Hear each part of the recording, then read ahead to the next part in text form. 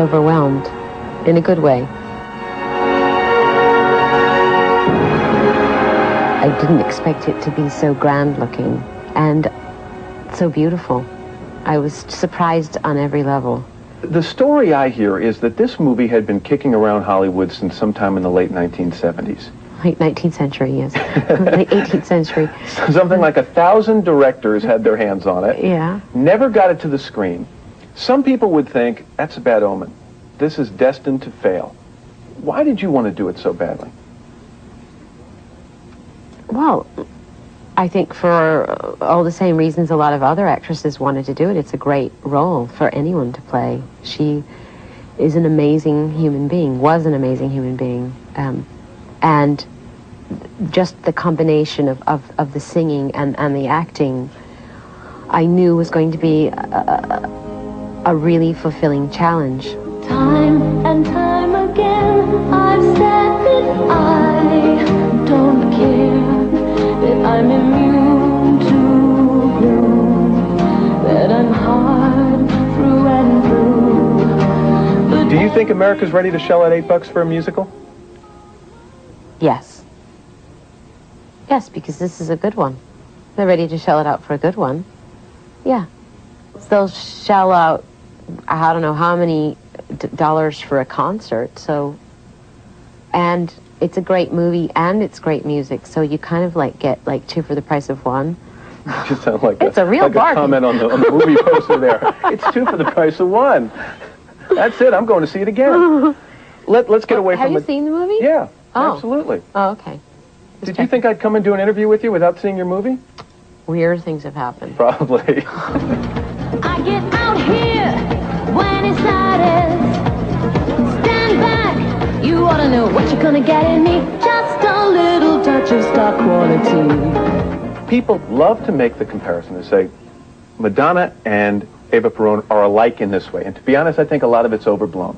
Alike in what way? They say, you know, she's tough, she's powerful, she's a strong woman, strong-minded, that sort of thing, which is great. And maybe there are comparisons. But the one that did strike me is that you and she both elicit very strong reactions in people.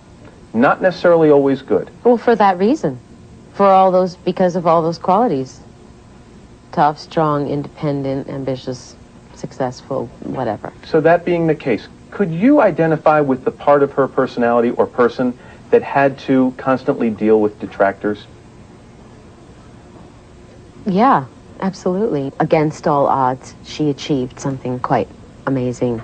And that, you know, in spite of people, you know, all the naysayers and people, you know, denigrating her name and you know, launching these campaigns to destroy her, she just kept going and just kept going and just kept going. I mean, that's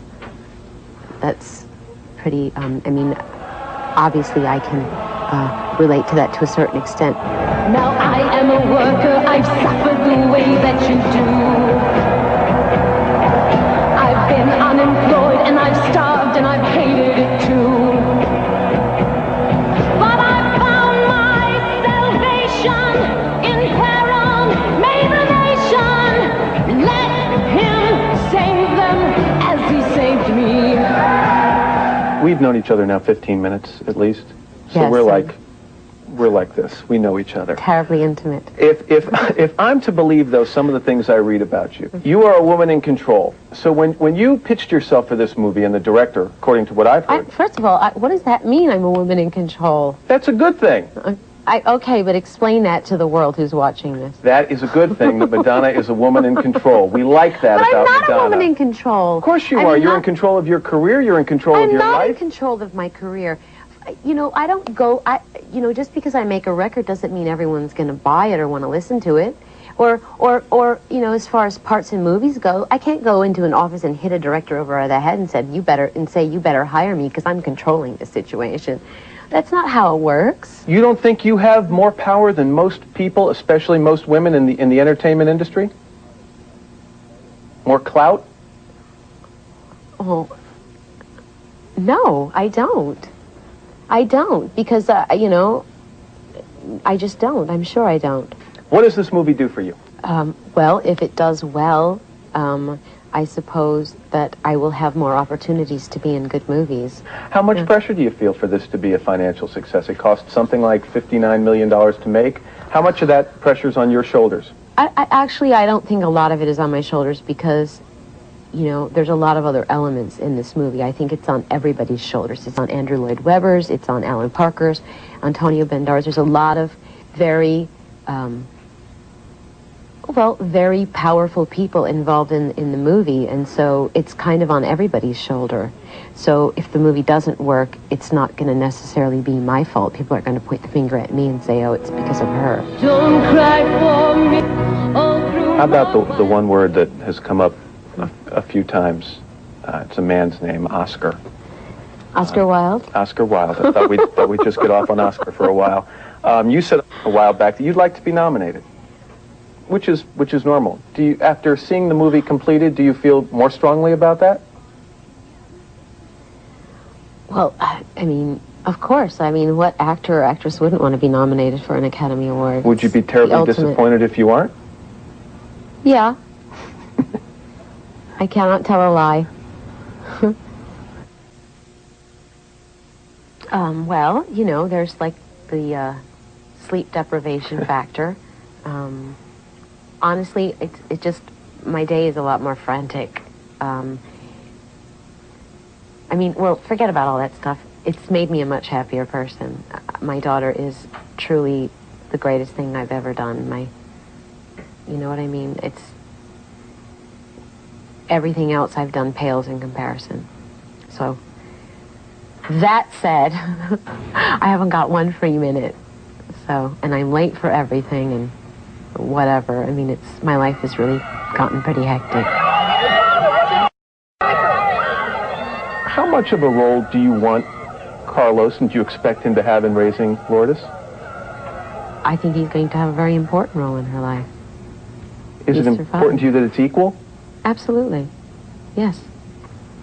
I read somewhere you won't let her watch TV? Nope. She's Not at all. only allowed to watch the Today Show, and that's it.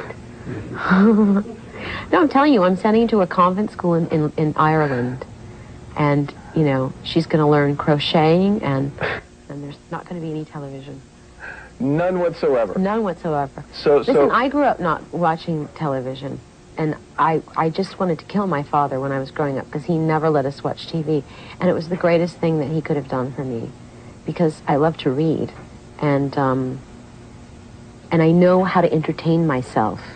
Whereas I think children that grow up watching television all the time are like used to sort of like being taken care of all the time and having their lives sort of like just, you know, looking for entertainment. But is there no irony in the fact that so much of your career that has created this enormous popularity for you has been almost a constant presence on television, on MTV? Yeah, well, but that's not because of me. I mean, I started out as a singer and a songwriter and performing live on stage, you know, and the media, you know, has brought what I do to the masses through television, but I could still do what I do without television.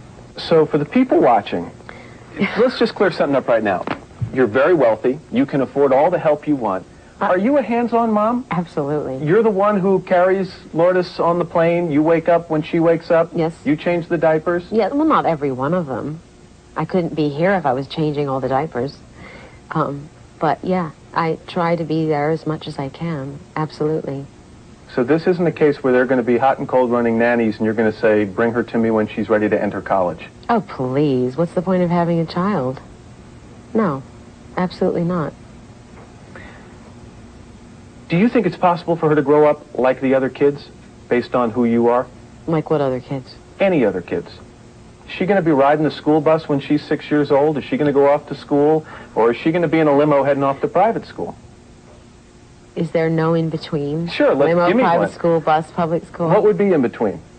Well, I don't know. I'm going to work that out, believe me. You know, maybe she won't go to school in America. Maybe she'll go to school somewhere else. But is it important for you for her to have some kind of quote-unquote, in quotes, normal childhood? Absolutely. And you think that's possible? Yes, I do. What can you do, or what would you be willing to do to ensure that? Because, you know, people are going to want access to Lourdes. They're going to want to say, that's Madonna's daughter. And they're going to be constantly Well, around I'm not her. the only celebrity with a child. I mean, how do other people do it? I don't know. I think they probably have a difficult time sometimes. Yeah, but I think, you know, if you move out of areas, you know, where you know that, you know, photographers are going to be following them everywhere and they're not so accessible, it's clearly it's easier. I don't have all the answers, but I know I'm going to work it out. I saw a piece of tape on you the other day that was very old, and it was you and Dick Clark. And he asked you at the end of American Bandstand, what do you want to do? And you said, I want to rule the world. Do you ever, in I was very, very young when I said that. Do you ever in 1997 wish you could give back some of the celebrity for a lot of the privacy? Yes, absolutely. Think you could ever do it? Give it back? Yeah. Could you just go off and hide someplace?